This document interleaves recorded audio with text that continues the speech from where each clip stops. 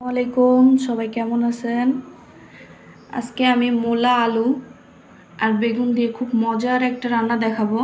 তো যারা মূলা খেতে পছন্দ করেন না তারা একবার হলে এভাবে রান্না করে খেয়ে দেখবেন, আশা করি আপনাদের ভালো লাগবে। প্রথমে আমি মাছগুলো একটু লাল লাল করে ভেজে নেব।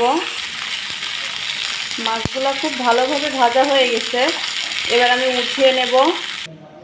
কড়াইতে তেল দিয়ে দিয়েছি, এবার আমি বড়িগুলা বেশ ভালো লাল লাল করে ভেজে নেব।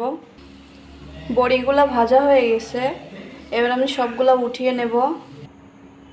তেলটা গরম হয়ে গেছে, এবার আগে থেকে বেটে রাখা পেঁয়াজ, রসুন আর কাঁচামরিচটা আমি দিয়ে দেব। পরিমাণ মতো হলুদ গুঁড়া দিয়ে দেব আর স্বাদ মতো লবণ দিয়ে দেব। সবগুলো এবার খুব ভালোভাবে কষিয়ে নেব। পেঁয়াজ রসুন কষিয়ে নিয়েছি, এবার আমি মূলাগুলা দিয়ে দেব। সবগুলো এবার একসঙ্গে খুব ভালোভাবে কষিয়ে নিতে হবে। মূলাগুলা খুব ভালোভাবে কষানো হয়ে গেছে, এবার আমি পানি দিয়ে দেব। ঝোলটা খুব ভালোভাবে ফুটে গিয়েছে, এবার আমি বেগুনগুলা দিয়ে দিচ্ছি। এবার বড়িগুলো সব দিয়ে দেব।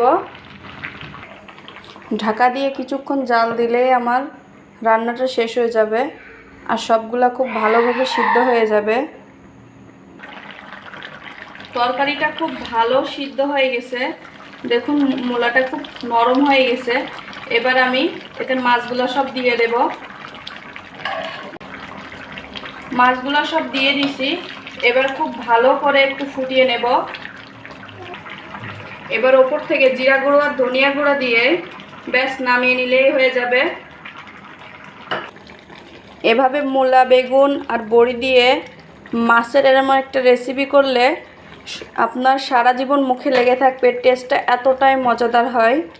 তো যদি আপনাদের কাছে ভিডিওটি ভালো লাগে অবশ্যই বাসায় এভাবে রান্না করে খেয়ে দেখবেন, আশা করি ভালো লাগবে।